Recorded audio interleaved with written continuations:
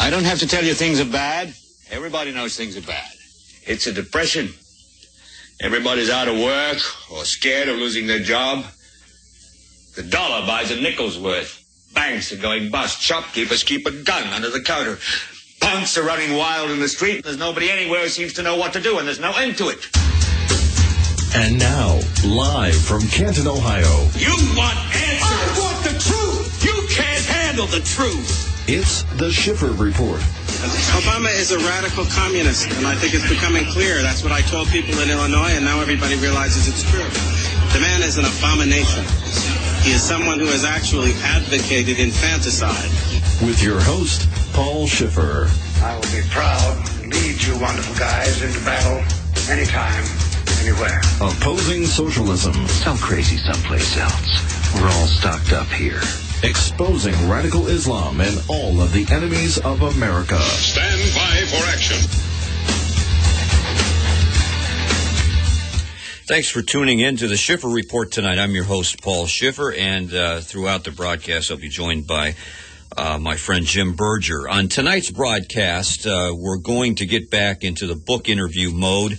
In about 9 or 10 minutes or so, I have a very powerful guest on talking about how Obama and George Soros and others connected with the Obama before he became president, orchestrated the financial and economic collapse of these United States, or events that led up to that, back in September and October of 2008.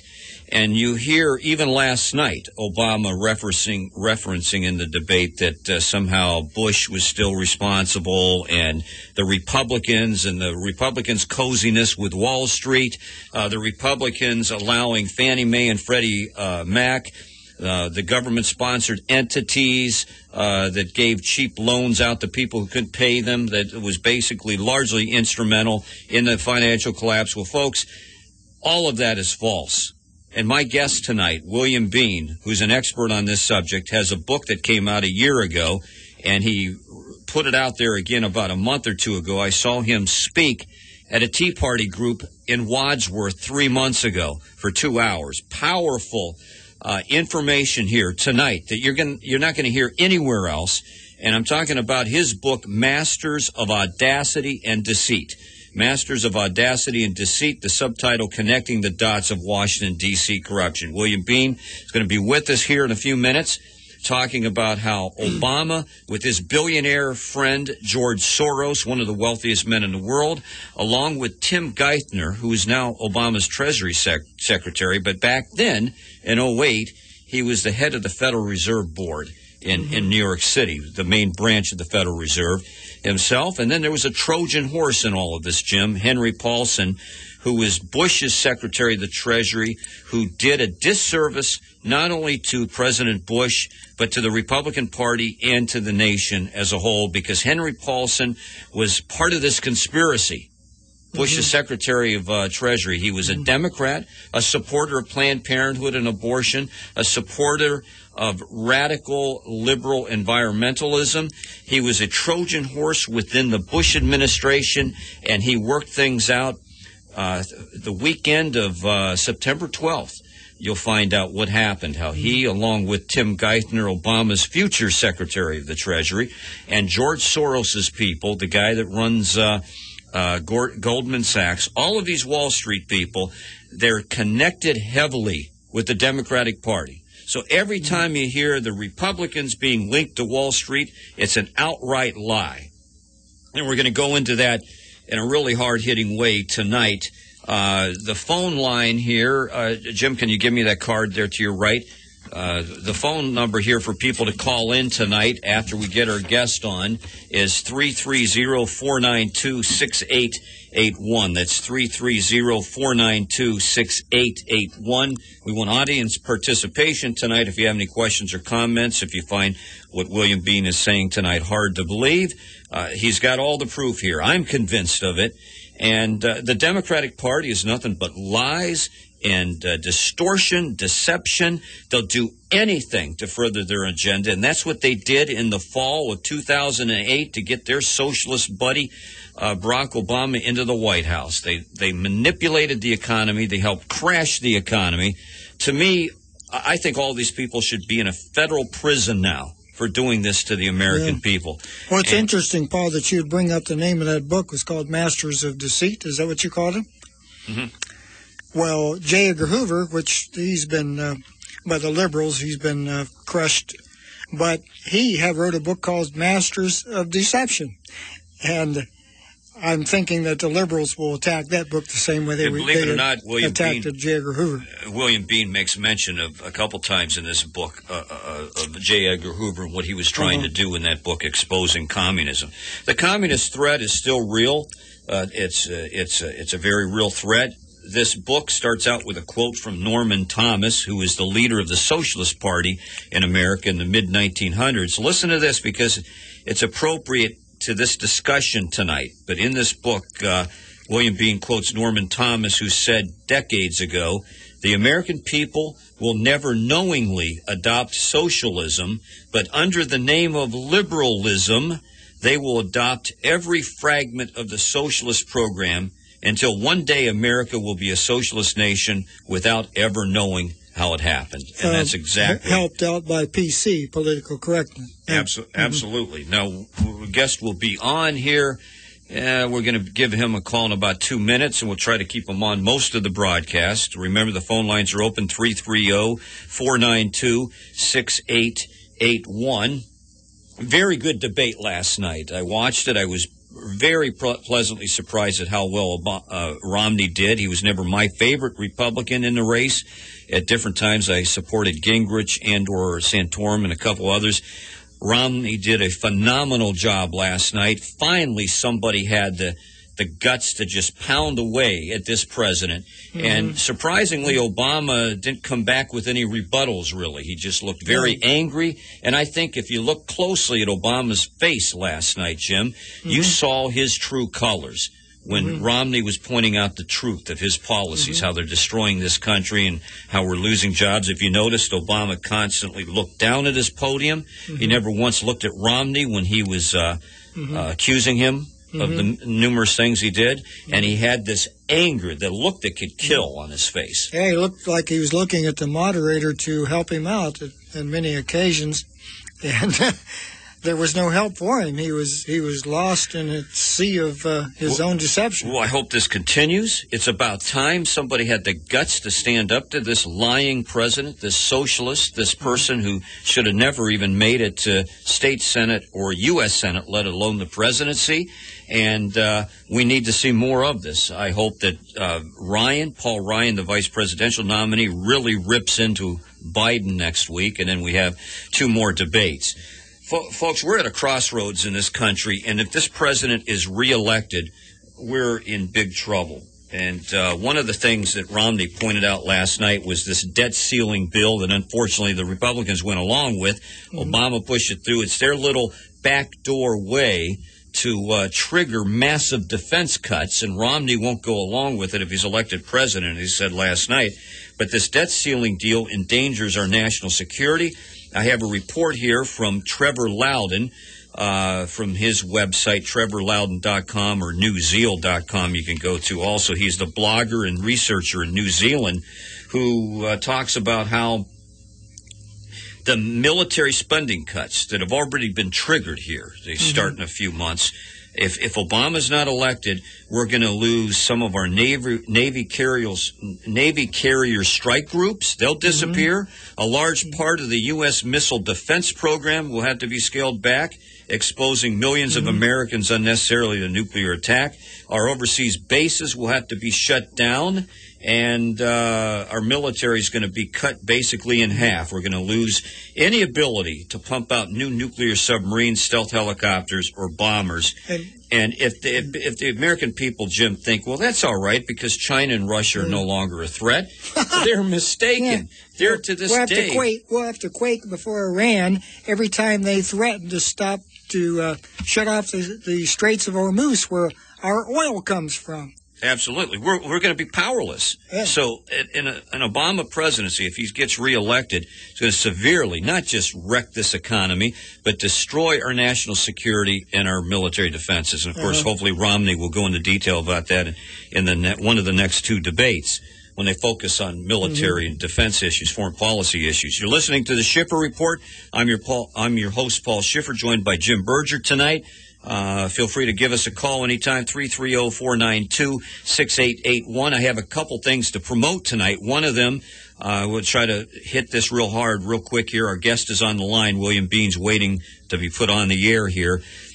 Trevor Loudon, who I mentioned, this article about the debt ceiling deal endangers national security. Trevor Loudon is one of the greatest conservative leaders in the world, folks. He lives and works in New Zealand. He's been to America many times. I saw him speak a year ago at this time at an event in Washington, D.C., a think tank by the name of Accuracy in Media, led by Cliff Kincaid, another good conservative who used to be a regular on the Schiffer Report. He had Trevor Loudon speak at a Saturday event at the National Press Club where he was promoting his new book then that he's still promoting called Barack Obama and the Enemies Within. And this guy is the expert of experts, Jim, in revealing and exposing all of Barack Hussein Obama's communist connections, his associations from the past, et cetera. So Trevor Loudon, I mention this because you and I are putting together again our group. It hasn't been around in 10 years, the Patrick Henry Council of Ohio, and we're going to bring Trevor Loudon in. He's touring the country now, exposing the communist past of Barack Hussein Obama. Trevor Loudon is going to be speaking at the 356 Fighter Group Monday, October 29th. It's a few weeks away. Monday, October 29th at 6:30 p.m. till 9:30 p.m. Again, Trevor Loudon. Check out his blog site, trevorloudon.com. That's spelled Loudon, or newzeal.com. He has two websites. Phenomenal man. His material has been used extensively by Glenn Beck, nationally syndicated radio talk show host. So keep that in mind, Paul, trevorloudon.com. You mentioned, real quick, Patrick Henry. His words are very pertinent now. If Obama gets in again, is life so dear or peace so sweet as to be purchased with the price of chains and slavery? He said, forbid it, Almighty God, as for me, and give me liberty or give me death. Now, folks, keep in mind this event, too, is free. It'll be October 29th. October 29th, that's a Monday evening, 6:30 to 9:30 p.m. at the 356 Fighter Group. Great restaurant located adjacent to the Akron-Canton Airport. We're bringing in, our group, the Patrick Henry Council, is bringing in Trevor Loudon. We're going to have at least 100 copies of his book to sell at that event. The event is free of charge. You have to pay for the book, though, if you choose to buy one. The name of his best-selling book is Barack Obama and the Enemies Within. Again, Trevor Loudon, courtesy of the Patrick Henry Council, the 356 Fighter Group, Monday, October 29th, 6:30 to 9:30 p.m. And we'll get now to William Bean's book, Masters of Audacity and Deceit, connecting the dots of Washington, D.C. corruption. Now, the October surprise for the 2008 presidential election campaign consisted of three distinct steps, details of which will follow on tonight's broadcast, that established the economy as being weak and a major problem. The first involved the government takeovers of the GSEs, the government-sponsored enterprises, which consisted of Fannie Mae and Freddie Mac. Second was the frontal attack on Wall Street, where the major firms were loaded with mortgage-based securities that had turned into toxic assets. Third was the run on our currency, which appears to be the same as the George Soros conspiracy described in the book Obama Unmasked. Yes, it appears that George Soros, one of the richest men in the world, and we had the documentation here, implemented a run on the money, where he had hundreds or thousands of his liberal, socialist, communist, millionaire friends and billionaire friends from around the world that did a run on the money mid-September of 2008, causing a crash in the economy. We're getting now to our author, William Bean. Welcome to the broadcast tonight, Mr. Bean. Oh, thank you, Paul. It's an honor to be here with you. Well, thanks. It's an honor to have you here on the Schiffer Report tonight. You gave a great presentation a few months ago in Wadsworth at Jeff Malick's Tea Party group. Phenomenal job. I want people to have a chance to hear what you have to say and to go to Amazon.com and pick up a copy of your book, Masters of Audacity and Deceit. Also, FYI, anybody listening tonight to this broadcast, stay with us, because sometime within the next 15 to 20 minutes, we will be giving a copy of Mr. William Bean's book, Masters of Audacity and Deceit, away. Yes, somebody in the listening audience will have a chance to win a copy of this book. A lot in here. I prepped the audience on the fact that George Soros, the multi-billionaire that basically is the reason Obama's in office, his billions of dollars, his 527 groups, his orbit of liberal entities around the country, everything culminated in the fall of 2008. You document in this book to bring Obama into the White House. Talk about very quickly, give a summary of the 3 October surprises, and then we'll go into detail exposing the liberal Democrat culprits involved. Okay, well, as you commented, the first one occurred as somewhat of a surprise to most of us whenever suddenly, after hearing for years how the federal government would never bail out the two GSEs, Fannie and Freddie Mae and Freddie Mac, that both had been taken over by the U.S. government on the weekend of September 5th, 6th, 7th, and 8th. So that was somewhat of a surprise, but then the big one hit the next week. And I remember that day, Paul, like it was this morning. As I got up that morning, and the first thing I heard was the stock market had taken a tremendous drop, and very quickly I learned that Lehman Brothers had declared bankruptcy at 2 a.m. that morning. Well, that made no sense to me as to why Lehman went bankrupt whenever 6 months earlier, when Bear Stearns, much smaller than Lehman, had been in the same insolvency problem. And here came Timothy Geithner, head of the Federal Reserve in New York, and Henry Paulson, George Bush's Secretary of Treasury, and Ben Bernanke, the head of the Federal Reserve, to the rescue by putting up $30 billion of federal money as a backstop so that J.P. Morgan could buy out the Bear Stearns organization. And they did, and Bear Stearns is now a part of J.P. Morgan to this day. That one is the one that drove me to start trying to find out what was transpiring. As my wife had worked for J.P. Morgan back when the Bear Stearns deal had occurred, and having known that, my curiosity was aroused. At that point, frankly, Paul, I didn't even know what a CDO was, a collateralized debt obligation, or any of those vehicles that became toxic assets. And so it was a research project to try to determine what the causes were. Now, the third event, which is the one that caused me to start writing the book seriously, was really kept under wraps and still is to this day, frankly. And that was the run on the currency. And I first found out about that whenever apparently Congressman Ken Jaworski from Pennsylvania must have made a big mistake getting on C-SPAN and told about a run on the currency that occurred on Thursday, the 18th of September. And this didn't occur until the end of January of 2009. And when I found out about that run on the currency, I had already read the book you referred to that Floyd Brown wrote called Obama Unmasked. Right.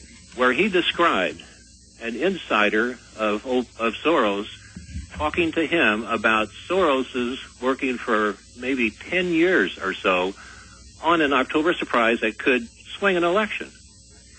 And whenever I read that, I saw no difference between what Floyd Brown had written in his book and what we saw had occurred on September the 18th. Now, one other source came into play, which really made this significant to me. As George Soros gets a little glib sometimes when he goes overseas, and he was interviewing with a gentleman from the Australian Wall Street Journal sometime in early 2009. And when he was in that interview, he talked about the run on the currency that occurred on September the 18th. That was the only source to this day that I've seen in any of the mainstream media sources. Never has that been investigated. The three of those occurred, and as history has shown us, immediately the economy collapsed, immediately the financial crisis occurred, and after that day forward, all we heard was failed Bush policies leading to the election of Barack Obama. There's a German publication you document in your book that came out that said something in 1992 that's very interesting, and this sort of thing, I've done my own research and found these type of quotes from papers in Great Britain and Germany and other places documenting how a lot of countries out there are fully aware, unlike America. It seemed like the American people have no clue who George Soros is and his role in getting Obama elected, and how he's a master at crashing economies, destroying nations, manipulating crisis in different countries. He's got that much power. But this German group in 1992 said what George Soros always leaves behind is a collapsed local market and financial ruin of national interests. Now, he manipulated things to bring down, I think it was Yeltsin in the former Soviet Union. I think he did some dastardly, devious things against John Major, bringing him down or bringing somebody else to power in Great Britain.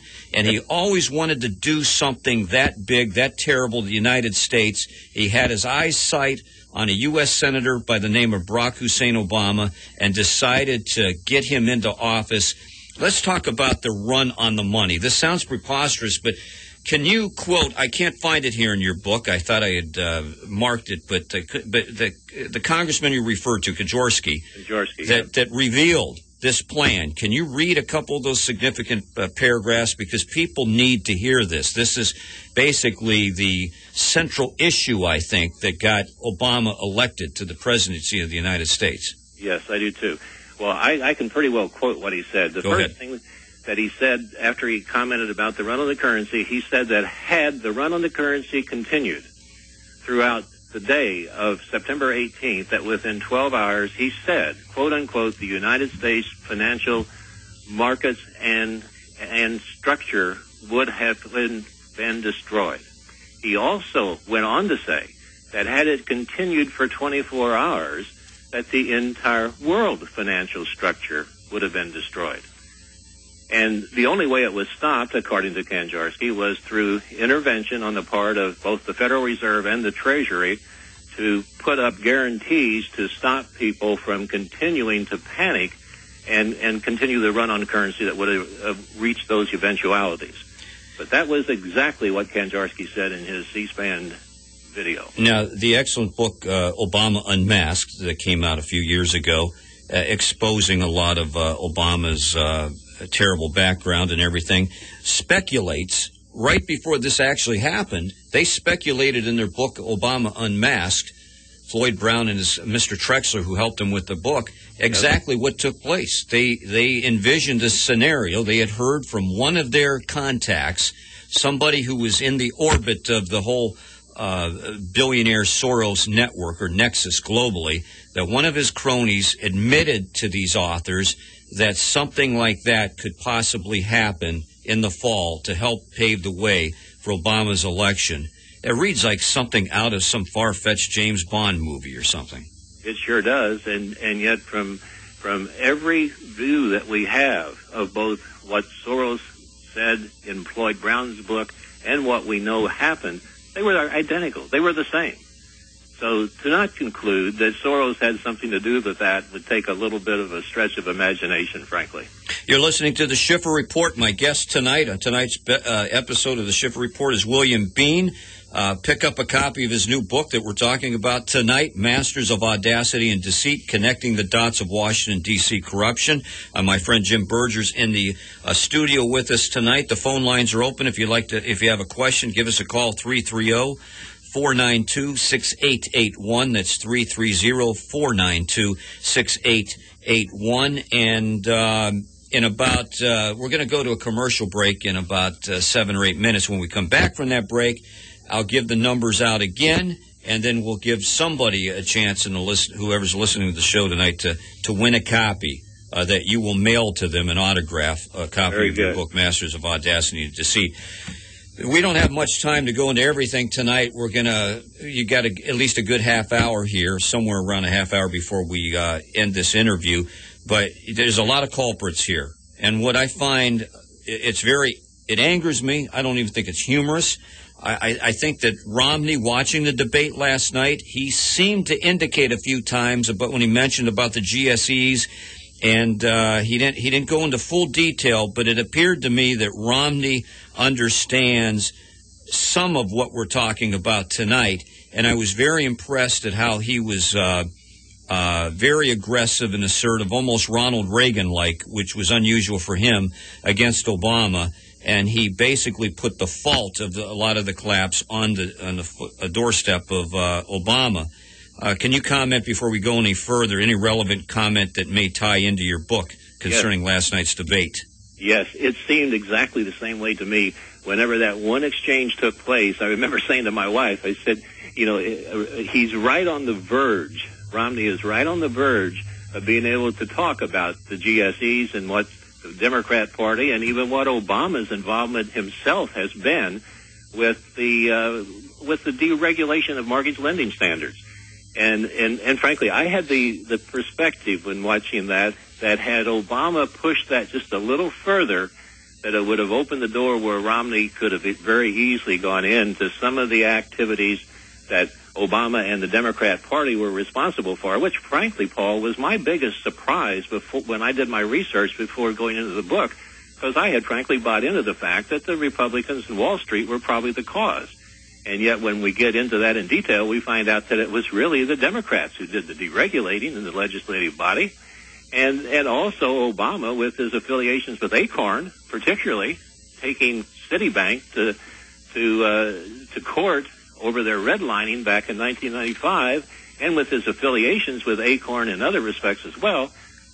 In my book, I say, actually, Obama had more to do with the destruction of housing and the housing bubble, which led to the financial crisis and the Great Recession, than any single Republican that I could find, with perhaps the exception of Henry Paulson. And Henry Paulson is a subject all of his own. We're going to hit that when we come back to the commercial break. The people say, well, he was Secretary of Treasury under George W. Bush. He's not a Democrat. Well, when you look at his associations, his beliefs, and how he worked hand in hand with Tim Geithner, and so he used to work, he knows Soros, he worked for Kissinger and Associates. Well, I'm sorry, that's Tim Geithner. They're all tied in together. Henry Kissinger, who's a liberal globalist Republican, George Soros, Tim Geithner, who's now the Secretary of the Treasury under Obama, and Henry Paulson, who we made mention before you came on the air with us tonight, William, that you believe it's possible that Bush's Treasury Secretary, Henry Paulson, was a Trojan horse, so to speak, was put there in the Bush administration to rip the Republicans apart and to pave the way for a Barack Obama presidency. Well, and I document that fairly detailed in my book as to why I believe that. In fact, I conclude relative to Paulson that he was one of the most incompetent people to ever fill that office, or that he had another agenda, Paul. And frankly, I think he had another agenda. And there's enough detail in my book where I talk about the various groups that he is associated with, what his ideologies are, and the very fact that he was hired, according to Bush's assistant, to stop turmoil in the financial markets. And as soon as Paulson came into office, he made a speech over at Columbia University where he talked about four things, and not a single one of them had anything to do with the financial markets, the housing market, either one. And frankly, he did nothing to stop financial turmoil. If anything, we had more financial turmoil under him than we've seen in my lifetime. Well, we're going to take a commercial break here, and when we come back, we're going to try to squeeze in as much as the more important information in your book, Masters of Audacity and Deceit. We want you to describe to the listening audience who George Soros is, how wealthy and powerful he is, and the control he has over President Obama, and how, if it wasn't for him, Obama probably would have never even made it to the U.S. Senate. And then we'll go into detail about this Trojan horse in the Bush administration, former Secretary of Treasury Henry Paulson, and then the real devil, the real snake, Timothy Geithner, who's our Secretary of the Treasury now, who headed up the New York Federal Reserve Board and was there with all of these CEOs of these banks and Goldman Sachs and Lehman Brothers and AIG in that weekend of September 12 through the 14th, leading to the crisis 9/15/08. We had the financial ruin caused by Timothy Geithner, George Soros, Hank Paulson, and others. Folks, it wasn't George W. Bush. It wasn't the Republicans. The only Republican that I can see involved in this is that globalist liberal Henry Kissinger of Kissinger and Associates. You're listening to the Schiffer Report. We'll be right back after this break with William Bean.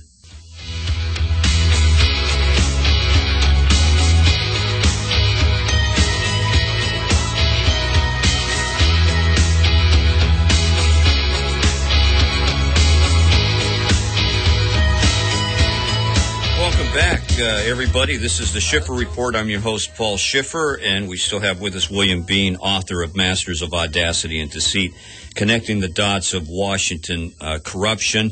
We're going to continue on our discussion today, showing how it was not the Republicans that crashed the economy. It was the Democrats, including Congressman Barney Frank, Senator Chris Dodd, Barack Obama himself, and George Soros, the multi-billionaire hedge fund trader who's known to have destroyed economies around the world over the past 3 decades with this Quantum Fund organization. Quantum Fund. Yeah, and he was having some fun with that, I guess. Yeah. And you just heard from our guest tonight, William Bean, that one of George Soros's major accomplishments that he likes to brag about is getting Obama into the White House. And the other thing is basically the crisis that took place in the fall of 2008, paving the way for Barack Hussein Obama. I found that in your book on page 153, what Lloyd Brown and Mr. Troxler said in Obama Unmasked about what actually took place. They wrote back 4 years ago what would happen if George Soros and highly placed currency speculators all hit the currency markets in one coordinated strike. Nearly $3 trillion a day trades on the world's currency exchanges. Ask any currency trader if it's possible for anyone to manipulate the currency markets given that much volume, and they'll laugh in your face. That's because they can't imagine anybody having $500 billion to play with, which Soros does. Enter George Soros and a conspiracy of Asian and European currency traders all hitting the currency markets on the same day and crashing the dollar, sending Wall Street into a panic. The Dow could easily plunge 800 to 1,500 points as investors fear that the financial good times are finally over and the economy hopelessly lost. Who will be blamed for all of it? President Bush and the Republicans. And as you document in your book, that is exactly what happened. Floyd Brown's a prophet, I guess. So, by the way, I like to do some self-promotion once in a while. When I ran for Congress, lost the Republican primaries to the establishment Republican, but I was the Tea Party conservative up to 2010, I think it was, that race. And Floyd Brown was one of the Washington, D.C., former Reagan people that endorsed my candidacy. Oh, that's for U.S. Congress. Great man. Let's move on to George Soros. People need to know the power and the scope of this guy's power and ability to ruin markets. And so tell us a little bit about this, I call him a Darth Vader type character, a real-life Darth Vader, a very evil man. And I don't like to pass judgment all the time on people, but this man is definitely evil. Go ahead. Well, probably the first thing to say about him is that he really hates our country. Here he came to our country and made himself a multi-billionaire, and everything he does is directed towards tearing our country down. I call him anti-American without any problem whatsoever. Now, why do I say that? The one thing that he said that I find to be absolutely astounding for somebody who is a citizen of our country, he says that America is the greatest impediment to world peace, and that America has to be taken off of its pedestal before world peace can be accomplished.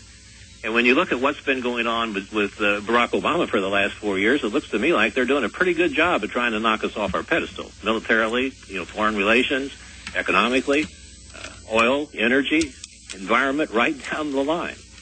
The second thing, in that same interview where he kind of let the cat out of the bag on the September 18th event, the reporter there asked him a question about how he managed to come through the great financial crisis. Mm-hmm. And he said three things. He said, first of all, he said, it's kind of a culmination of my life's work. Now, this gentleman was 84. I hate to call him a gentleman. He was 84 years old at the time. And this is the culmination of this multi-billionaire's life work, he said. And the reasons being, number one, was the U.S. presidency or the U.S. election of Obama.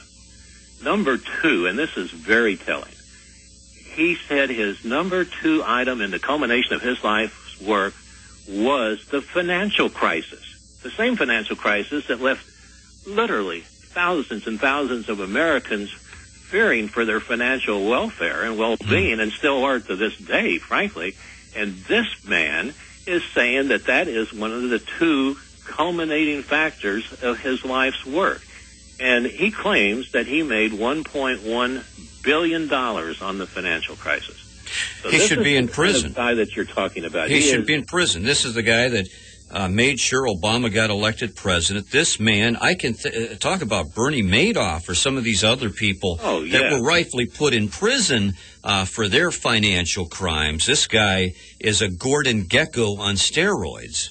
I think I might have compared him to very favorably to Bernie Madoff in the book. I'm not sure, Paul, as time goes by, but I believe I even commented on that Soros could be the biggest Bernie Madoff that ever lived. Who knows what's in his fund? Mr. Bean is Jim Berger. Is George Soros an avowed secularist or an atheist? How does he describe himself? Well, he describes himself in one of his books as sometimes he feels like he's God. Okay. So with that in mind, I would have to say that he probably is pretty close to being an atheist, other than believing in himself. So, when his thesis is that he can bring peace through his parameters, Jesus says, my peace I give unto you, not as the world giveth, but my peace I give unto you. Seems to me he doesn't have anything to do with Jesus Christ at all. Oh, I've read nothing to indicate that he has any kind of religious beliefs or any recognition of God as a leader for our country. I think he actually probably resents that, is my opinion, because everything he does works just the opposite. He wants to legalize drugs. He wants to legalize marijuana. He wants open borders. Yeah. Everything promotes our founders stood homosexuality, abortion on demand, radical environmentalism, destroying America's defenses. He is a type of Antichrist, George Soros, I believe, if you look at it from a Christian point of view. You're listening to the Schiffer Report. I'm your host, Paul Schiffer. I'm joined tonight by Jim Berger. We're interviewing William Bean, Masters of Audacity and Deceit, Connecting the Dots of Washington, D.C. Corruption is the name of his book that he authored a year or so ago. Again, I mentioned he gave an excellent presentation a few months ago at the Wadsworth Tea Party group led by Jeff Malik. Phenomenal job. What a great group. Yes, I remember when I was running for Congress, they were just phenomenal conservatives who want to learn and learn more about the truth, and they despise lies. And, slowly but surely, I think the truth about Obama has been getting out. And what a pleasant surprise. How motivating. I was very motivated last night when Romney did as well as he did. Yes. It was just, a shot in the arm that we all needed, to give you hope that finally somebody out there gets it. And it was great to see Obama on the defensive and angry, looking down at his podium. Just to me, he had a look when he was looking at the podium. I was studying Obama's face. I thought he was filled with an inner rage and it looked like he was about ready to explode, and I wish he would have, because the American people, sometimes, unfortunately, Americans are naive, especially a lot of the Christians, and they need to actually witness somebody blow up and go nuts to finally see that they're bad. And unfortunately, he's good at disciplining himself and containing his anger, but there's no doubt in my mind, Jim and William, that he was very angry at Romney last night. Mr. Bean, did you see the movie 2016? I'm getting a little off track here, but I'm wondering if you watched that movie. Yes, I did. I did. What was your reaction to that? Well, I certainly thought that the roots of Obama's anti-colonial spirit, if you will, were very well developed by the movie, which should give a lot of Americans a great amount of concern about where this individual's real allegiance is. I mean, you don't see any allegiance to the American flag from him, and when he sent back Winston Churchill's bust, that's what I was going to say. Isn't that terrible? Days, God, what an insult! Really was.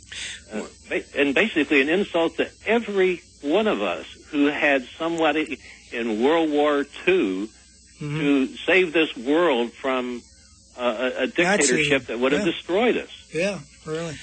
Okay, I'm going to throw the phone lines open again, a chance for somebody, one person in the audience, to win a copy of the book. Caller number 7. We'll take caller number 7 tonight will receive in the mail a free copy of our guest tonight, William Bean's excellent book, Masters of Audacity and Deceit. That's caller number 7. The phone line again is 330-492-6881. That's 330-492-6881. Give us a call here if you'd like to win a copy of the book we're talking about by the author of the book, William Bean.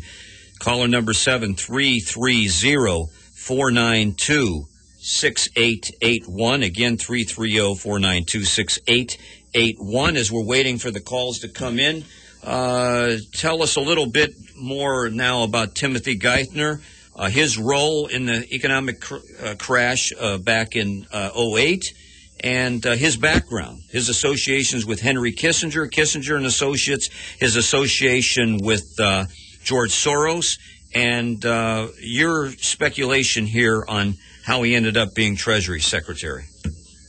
Well, first of all, when Geithner came out of school, he went to work for Kissinger and Kissinger and Associates, and of course Kissinger even then was a big New World Order ideologue, and Geithner studied under him, and then shortly after that, Geithner became part of a group that Soros was a part of founding back in, I think, 1979, that was called the Group of 30. Now, this is not the Group of 20 that comes here with their leaders, but this is a group that was put together, including some of the big banks, that included key people who were studying a global financial system for some reason. Well, we can pretty well figure out the reason was for the future one world government, where the United States would just be a state within the world government. Well, Geithner was a member of that group, frankly, along with two other people who became part of Obama's cabinet, by the way. And so Soros had a direct connection with Geithner through that book, or through that Group of 30 group.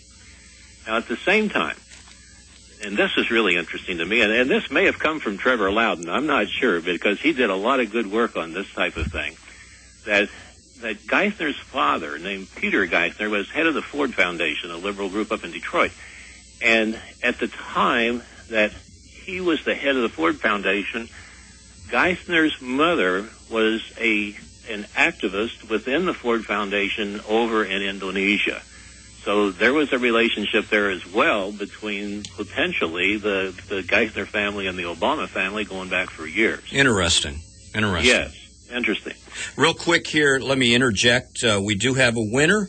Okay. Roberta Haney, thanks for listening to the Schiffer Report tonight. I hope you appreciate the information we're imparting tonight. Roberta Haney has won a copy of Masters of Audacity and Deceit. And, William, we hope you send a book out to her. I'll call you tonight after the show, give you her address, send her an autographed copy of Masters of Audacity and Deceit. Folks, I want to, before I say something else, before we continue our line of thought, William, I want the listening audience to know again one more time tonight that myself and Jim Berger, the head of a group we're resurrecting called the Patrick Henry Council. Well, the Patrick Henry Council, through Jim and I, are bringing in the conservative blogger that you and I have been talking about, and you document him in your book also, Trevor Loudon. Trevor Loudon, of the researcher and blogger who has basically led to the resignation of Van Jones from the Barack Obama administration. Anything you hear out there about Obama, his Marxist connections, the source of that was conservative blogger from New Zealand, Trevor Loudon. Visit his website, trevorloudon.com, and his ancillary website, newzeal.com. We're bringing in Trevor Loudon. Mark this on your calendar, Monday, October 29th. That's Monday, October 29th at 6:30 to 9:30 p.m. at the 356 Fighter Group. If you want more information on this, give me a call on my cell anytime. Also, we need donations to keep this program on the air Thursday evenings at 7 to 8 p.m. Give me a call at 216-276-8257. Again, that's Paul Schiffer at 216-276-8257. Again, I'd like to hear from you anytime, day or night. 216-276-8257, along with Trevor Loudon, October 29th at 6:30 p.m. at the 356 Fighter Group. We're bringing in our guest tonight, William Bean. He's another guest speaker. He's coming all the way in from Pennsylvania that evening to join our group and Trevor Loudon at the 356 Fighter Group. William? Oh, yeah, Mr. Bean, I wanted to say real quick, when Paul said Gemini, that was no astrological reference there. We're not into that. Okay. Okay. All right. Gemini, yeah. Well, that's where I think we need to send Geithner, frankly. Yeah. Outer parts of the universe, him and Soros. Oh, my gosh, him and Soros together. Our country would be better off overnight. Absolutely. Yeah. Well, a couple quick things about Geithner in terms of the October surprise events, the Lehman, and so forth. Because Geithner and Henry Paulson and Bernanke were the decision makers when they saved Bear Stearns back in March of 2008. In turn, on the weekend, whenever Lehman Brothers was allowed, led, or pushed into bankruptcy, it was again primarily this time Paulson and Geithner who were the decision makers that decided to let that go, and Bernanke actually wasn't in New York with them. He was in Washington, D.C. for the weekend. So in the case after Bear Stearns, I quote Geithner probably a half a dozen times in my book as to why Bear Stearns was saved, and it's very interesting. Every comment of significance, now these are in congressional hearings, by the way, every comment was that we did this because of what the impact would be on the economy had we not. And he said it in a number of different ways, but it always came back to the impact or the total concerns about the economy. Now, bear in mind, now we're told that we were actually in a recession during that period of time, but Geithner was still concerned about the economy. Now, here comes Lehman Brothers right before an election. And all of a sudden, he makes a totally different decision after having repeatedly said that Lehman would, or that Bear Stearns would have caused the economy to have negative impacts. Now, why in the world was that changed 6 weeks before an election and 8 weeks before Timothy Geithner became Obama's Secretary of the Treasury? As you state in the cover of your book, all you have to do is connect the dots. It's obvious, and I want people to know you spend quite a few pages in your book going into detail about the inside happenings of that meeting there with Geithner and Paulson and the CEO of the Goldman Sachs. By the way, you document that all of these Wall Street banks and firms, they're not Republicans. They're Democrats, liberal socialist Democrats who gave big money to Barack Obama back in 2008 and this time around also. And Paul, you spoke earlier about being angry. Mm-hmm. Every time I hear Obama pompously, with great audacity on the radio or TV, talking about how Bush left him with this horrible economy, and I think back on what we know transpired, and in fact that Geithner was involved directly with those decisions that caused the dramatic financial crisis to occur. And in fact, Geithner himself has frequently said subsequently that it was Bush's decisions whenever he was the decision maker that sat there that weekend. That weekend would be worth a movie, by the way. Oh, absolutely. There was a scene in the second Wall Street movie, I don't know if you saw it, with Michael Douglas, and they actually had Henry Paulson in as the Treasury Secretary in the movie, and they had a similar scenario in the boardroom, and the Federal Reserve Board was there, the heads of some big companies that were movie versions of Goldman Sachs, and Henry Paulson was there making the same decisions, saying the same type of things that's revealed in your book. Yes. In Oliver Stone's movie, Wall Street 2. I thought that was very interesting there. You're listening to the Schiffer Report. If you'd like to ask a question, give us a call. We're almost running out of time. I also want to make room for Jim Berger's commentary tonight, 330-492-6881. Again, if you'd like to donate or advertise to this broadcast, or if you have any questions pertaining to the event, Monday, October 29th at 6:30 to 9:30 p.m. at the 356 Fighter Group, where we're bringing in our guest tonight, William Bean, and New Zealand blogger Trevor Loudon. It's a free event. We'd like to see you there. You have a chance to pick up a copy of William Bean's book and Trevor Loudon's book also, Barack Obama and the Enemies Within. Do you have any concluding statements, William? Well, I just might say one more time that it amazed me at how the legislation involving deregulation, which is always blamed on the Republicans or Ronald Reagan, whomever, was all done by the Democrats, always sponsored by Democrats, as they deregulated mortgage lending standards to where anybody could basically get a mortgage who may not even have been employed. Nothing down, no repayment schedule, and when you think about what these people did and now try to blame the Republicans associated with Wall Street, when you said earlier the Wall Street guys were the big donors to Obama. And in fact, just last night, Romney called out 5 of the big banks that are exempted from Dodd-Frank, and it's the same ones. And their CEOs are all big Democrat supporters. And one of the other people culpable, one of the other culprits in this whole mess that brought down the economy in 2008, paving the way for Barack Obama and his presidency, Jim, by the way, was Congressman Barney Frank, an avowed homosexual who was the first congressman to have a same-sex marriage, and he was one of the most duplicitous, evil schemers in this whole scenario. He's mentioned many times in your book, Barney Frank, along with Senator Chris Dodd, as orchestrating a lot of these things behind the scenes. If I'd have done 5 Masters of Deceit, he would have been next. Did you celebrate his marriage with his lover? Oh, well, I talk about that, and I wasn't sure whether that was his boyfriend or girlfriend, so I was a little confused there. Okay.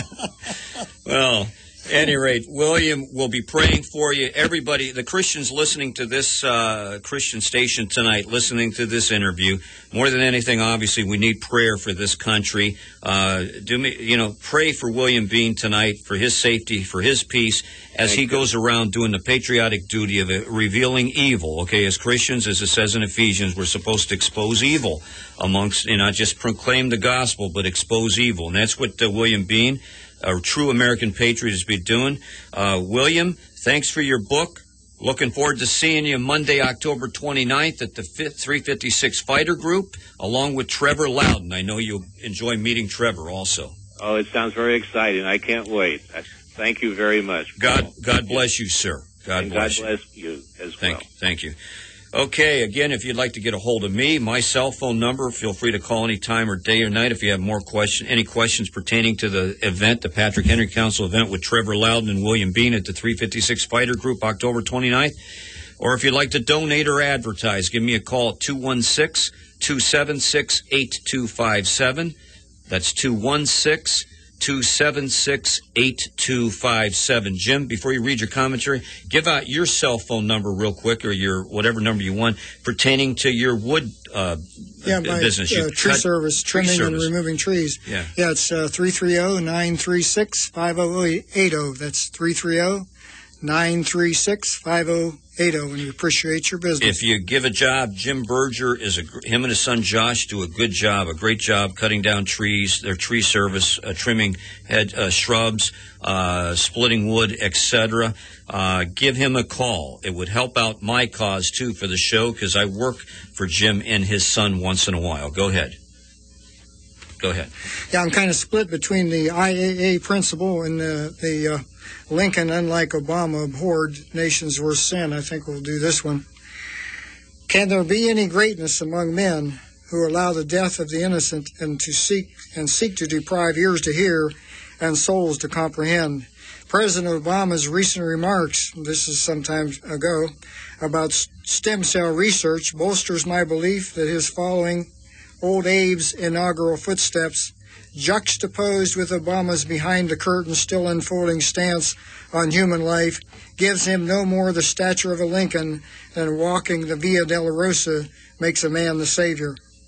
The life of our 16th president leads to the inexorable conclusion that events of history unveiled a person of humble mien and noble character. Abraham Lincoln's elevated place in history was thrust upon him like the chains of slavery that he abhorred. It was not his steadfastness during the Civil War, but his deepest response to suffering humanity that bestows upon him a timeless honor.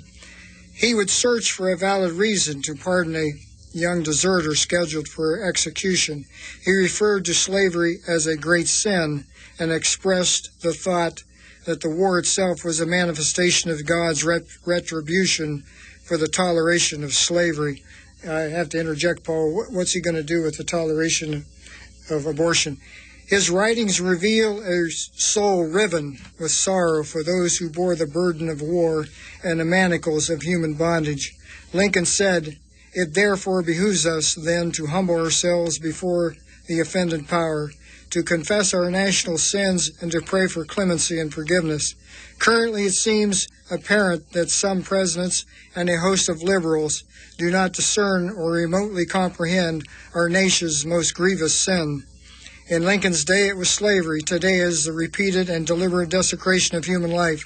Therefore, it will never be recorded or even intimated in the historical record or whispered in that eternal place beyond the stars that President Clinton and Obama were humble or of noble character.